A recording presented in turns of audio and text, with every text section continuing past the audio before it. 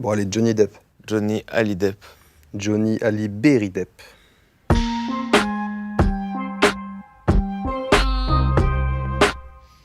Johnny Ali Richard Berry Depp. Johnny Ali Richard Frank Ribéry Depp. Johnny Mohamed Ali Richard Frank Ribéry Depp. Johnny Mohamed Ali Baba et les 40 voleurs Richard Frank Ribéry Depp. Johnny Mohamed Ali Babadou et les 40 voleurs Richard Frank Ribéry Depp. Johnny Mohamed Ali Babadou et les 40 Rudy voleurs Richard Frank Ribéry Depp. Rudy voleur.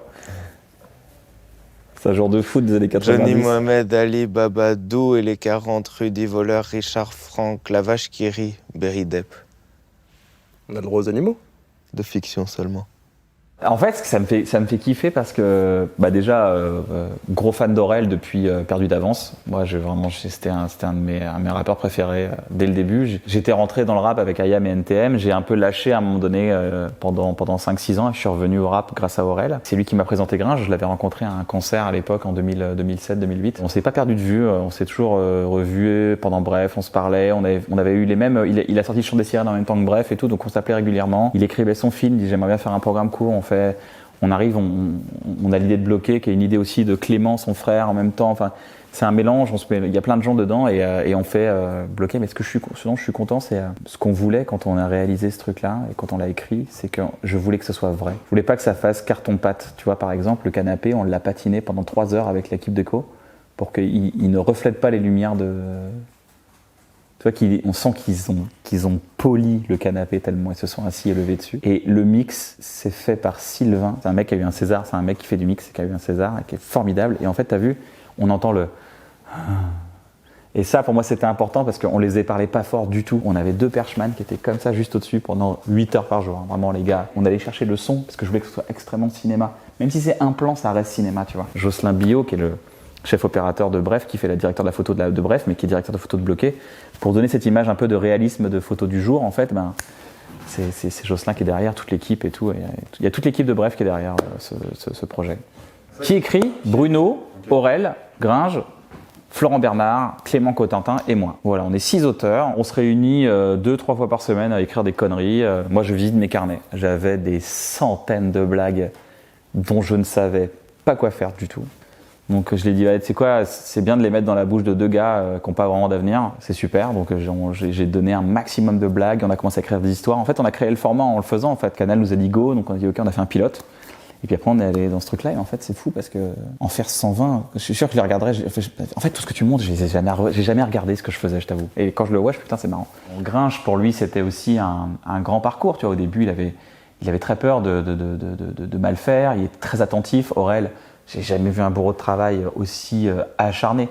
Le matin, il produisait la BO de Comment c'est loin. Ensuite, il faisait bloquer. Le soir, il montait Comment c'est loin et il préparait son album ensuite derrière. J'ai jamais vu un mec autant bosser. Et quand on tourne, son texte, il le connaît, c'est su, c'est parti. Et en plus, ce qui est pratique, c'est des rappeurs, donc ils ont une bonne diction. Et c'est ce qu'on cherche chez les acteurs généralement, et donc ça en fait des excellents acteurs. Ils ont un super potentiel d'acteur de ouf. Cette amitié-là, ça se fabrique pas dans un casting. Ça peut, mais des gens qui se connaissent depuis 10 piges, qui se font confiance, ils vont pas se lâcher, ils vont s'aimer, ils vont aller au bout, ils vont se faire confiance. Enfin, tu vois, et ça donne bloqué, tu vois. De toute façon, je suis fan de ces gars-là. Voilà, avant de monter sur scène, j'écoute l'album des Casseurs Flotteurs, et quand je monte sur scène, la musique c'est Aurel. Donc, quand tu travailles avec des gens dont t'es fan, ça te challenge, et t'as envie d'aller, t'as envie d'aller au plus haut, quoi. La tortue Franklin, là, cette vieille. Dans sa chanson, il dit qu'il s'est faire ses lacets alors qu'il a pas de chaussures. Mais ta mère, Franklin! Elle est au courant, Evelyne Delia, que personne sait ce que c'est un anticyclone. Oui, il y aura de la pluie sur Strasbourg, il fera chaud. Kian et Navo, les deux, mais Kian surtout nous donnait vraiment tu vois, il y avait une petite direction d'acteur entre guillemets, tu vois, sans prétention, mais il nous distillait des conseils techniques, et lui c'est un acteur de formation, et puis Navo aussi, quoi, qui avait une vision hyper singulière et toujours juste, quoi. Donc là, en termes d'école, du jeu, il y a déjà des choses qu'on chope avec Aurel, je pense. On est moins naïf, mais on est toujours très très proche de ce qu'on était dans la vraie vie, parce qu'on relate à ce moment-là un mode de vie un peu révolu, quoi, sur le canapé. Il avait constitué un petit pôle d'auteurs. Il y avait le petit frère d'Aurel, Clément, Navo, qui a un cerveau incroyable, qui est une personne incroyable. Kian, qui, je pense, avait peut-être lui le premier envisagé tu vois, la transposition d'un morceau qui s'appelait Deux connards dans un abribus à l'écran, qui disait mais je pense qu'il y a un truc à faire et tout. Je me rends compte en fait, être sous l'aile d'Aurel, ça a été un espèce de truc hyper confortable, mais c'était aussi être dans son ombre. Aurel il était déjà à la fois très connu, et en même temps Aurel c'est une machine de guerre, quoi. C'est quasi un de nos contemporains maintenant, c'est un mec qui a une plume, un univers, c'est un artiste. C'est vraiment un artiste complet. Je pense que les gens ont commencé à m'identifier un peu mieux, en tout cas un peu plus, grâce à Bloqué. Et je m'en suis rendu compte genre tous les jours, quoi, dans Paname, machin, pendant le métro, des gens qui m'arrêtaient. Et encore aujourd'hui, on me parle beaucoup de Bloqué, quoi. C'est un truc qui a vraiment marqué les esprits, je me rends compte.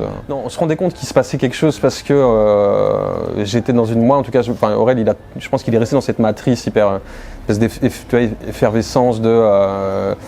il bosse, les médias, la scène, le truc. Je pense qu'il s'est jamais arrêté depuis le Chant des Sirènes. Et moi, je découvrais ça. Et donc, je me rendais compte qu'il y avait quand même une espèce d'engouement autour de ça, tu vois. On venait faire des télés, on faisait des trucs, on était invités chez... À un moment donné, on fait Drucker, tu vois, tu te dis, il y a un truc... alors que nous, on venait de jouer avec nos potes dans notre ville d'origine, on se retrouve chez Drucker, quoi, invité par Olivier Marchal. Je voyais bien qu'il se passait quelque chose. Je voyais bien que dans la rue, surtout.